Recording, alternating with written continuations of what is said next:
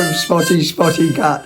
Oh, we've made a habit of this. Anyway, back on to our latest collection of bric-a-brac that I personally can't live without. I thought we'd start today with this is what they call a bread plate. Plates shaped like this.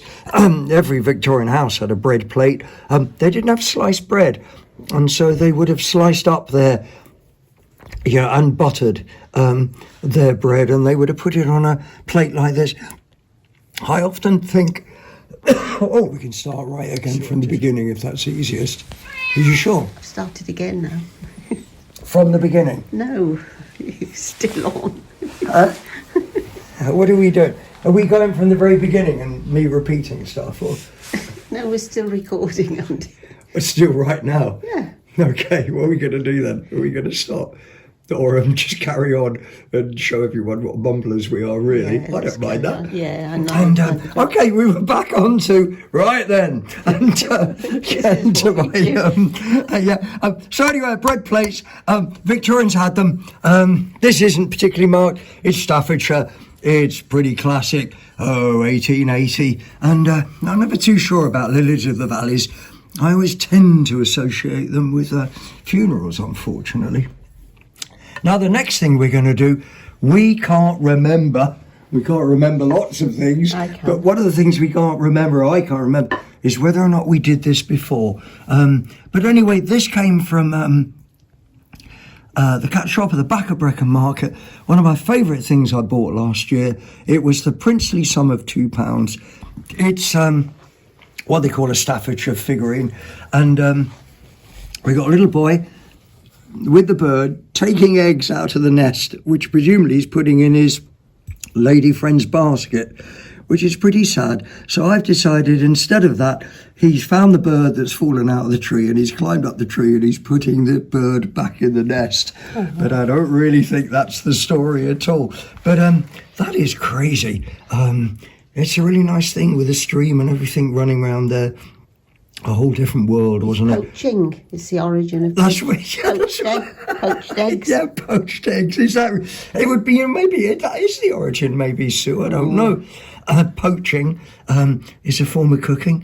It's got a bit of a damage on there, but this could be 1830, 1840, and we can forgive that all day long for £2. That's absolutely insane. Anyway, I was feeling a bit tired, so I thought maybe the next thing we'll do is this is called a go-to-bed. You used to have a lot of candlesticks with snuffers, and also the classic go-to-bed is actually a little receptacle that you would have put your Vesta matches in, struck on the bottom and just stuck the match in the top. But this one's made for a candle, and it's still got its matches in there. I don't know if I can show. 2 matches, yeah. I can't get the other piece out to show who actually made. Oh, it's blank on that side. Maybe it's ship. Maybe it's the ship. That's with a P, by the way. Ship matches. Swan. Swan, yeah. And swans, yeah. That's in swan bed. Anyway, that's a go-to-bed, and cute. The next thing I think we're going to do is, I think we'll do the poison bottle. Now, I don't know if you can see that, where it says not to be taken on it. And, Oh, yeah. And not only did they write on poison bottles, which weren't always blue, but often were, they also had ridges on the side. If you find a bottle with ridges on, it was meant for people who couldn't read and write. They could feel that on the side of the bottles, and then they'd know it was a not to be taken poison bottle. Anyway, absolutely lovely, and absolutely lovely. You get 4 or 5 of those on your windowsill, and with the sun coming through, and they're delightful. And that's going to be easily 100 years old, maybe 150 year old. Anyway, that's my little poison. Now, the next thing is a bell, or a bell push, should I say. And I know virtually nothing about this. except obviously there are a lot more of them than just this one. I think it's railway. Do you think it's railway? Do you think? Could be. Right. It's got electrical connections underneath. It's basically Bakelite with this brass top on. I have no idea what it relates to. I wouldn't mind that as my bell push on the front of my house, you know. It'd just be great. Anyway, he's interesting. And I can't remember where he came from or how. Anyway, let's get into something. We seem to be into blue glass, don't we, really? God, I should have washed him up a bit. Anyway, it's too late now.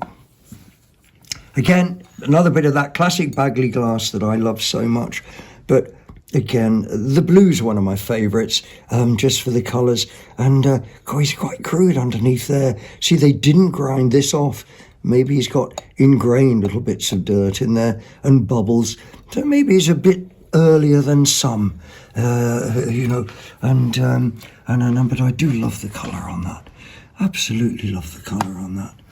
Now, next thing I think we'll do is, should we go down market? That's the thing we want to do. We enjoy going down market. And what we have here are three of my fave Hot Wheels, although actually I'm not too sure. This one here isn't. This is a Mattel Corvette. This is from 2010, made in Malaysia. And I'm not too sure of the firm. I'm just not too sure of the firm. But anyway, I liked him. This one on the other side is classic Hot Wheels. It's that Phantasm. I cannot see the date on that. It's there, but I cannot see it. I imagine he's about 8 or 10 years old. And as I always say, I wonder what this little thing down here is. I always say with Hot Wheels, they're like works of art. This one's got a slightly bent axle. You can fix that. And this one is... This one was Thailand, and and I can't. Drama. I can't read the date on that either. Noddy comes from. Yeah. Thailand. Yeah. But anyway, I buy the Hot Wheels, all little cars, just because, as I say, I've got laundry bags full of them, and anyway, they're going to broom over to here, and I think we'll get into this. I cannot remember the how or the where or the what when it comes to this. I suspect, just looking at the style of it, I suspect it's Italian. I don't think that it's bronze, but I don't know. I suspect it's cast brass. No, it's metal, Sue. Is it?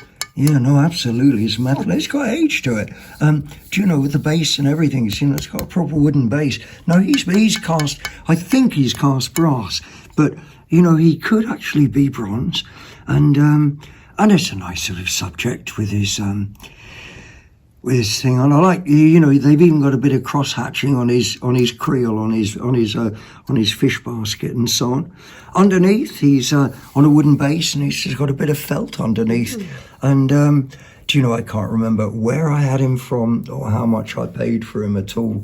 But I definitely wouldn't have paid more than £5, I guess. But I honestly don't know. Anyway, that's my Fisherman, and I think we're getting into 3 bits of glass all together. Now, the first one, I haven't got my black light with me, but I do know that this is uranium glass.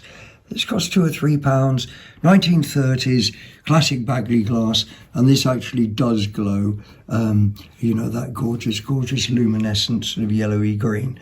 And the next one I've got here is Scottish. It's Caithness glass.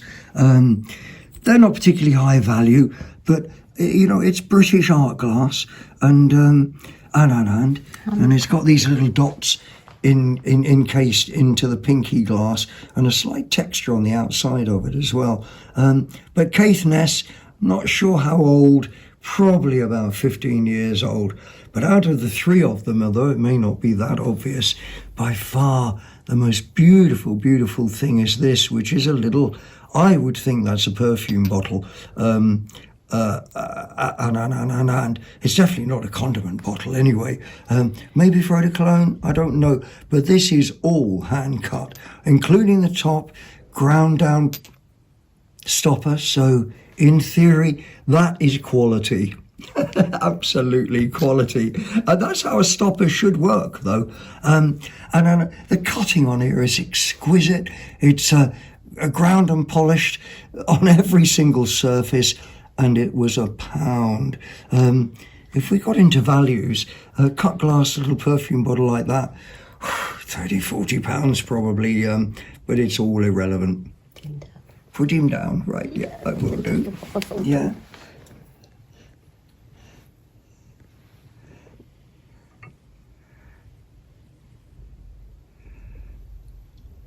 Isn't that just fun? We should have a spotlight on him, making him sparkle. I probably should have washed him as well, really. I probably should have washed anyway. That's usually what people say about me. These were 50 pence each. Loved the colour of them. They're little coffee cans. And these, I think, are... Yeah, they're Spode. Aren't they? Yeah. Yeah. Spode is ridiculously good quality. And I think they've got a... Is that a retailer's mark on the top? Is that that's London, is it? Yeah. Oh, T. Good and Son. They were for Spode and for a lot of Worcester. They were the prime posh outlet. The good shop in London. And anyway, what a lovely colour. Still a usable thing. These are bang on 1900, I think, and still usable. 99 pence each. Beautiful, beautiful, beautiful. Then we've got a seal, and he's nothing particular, but I don't know. I like seals, I like starfish, and I like crabs, and I have a windowsill in my bathroom full of crabs and starfish and seals. So that's where he's going to end up. And he's just a little bit of nothing nonsense, but we love him. We love him. And the next thing I've got here was actually, please take, it's free, from outside of... What's it? A charity shop. Yeah, he was free. And he's just lovely. He's probably German. He's porcelain, hand decorated over a transfer print. And but I suppose people just don't have bric-a-brac and china cabinets like they used to, which is a great shame, because that's probably where this came from, and it just looks beautiful. I love the colours, rather like the blue bit of Spode over here. I just love the colours of those. Aren't they nice together? And finally, the very, very, very, very last thing I've got is this plate here, which is Victorian. It's porcelain and perfect. It's the image. Anything, we live in the beacons. We're surrounded by sheep and sheep farms. So anything with sheep on, love it, love it, love it, love it. And I don't think he says anything on the back. No, completely anonymous. Almost definitely Staffordshire, and like I say, such good quality rings like that. He was £2.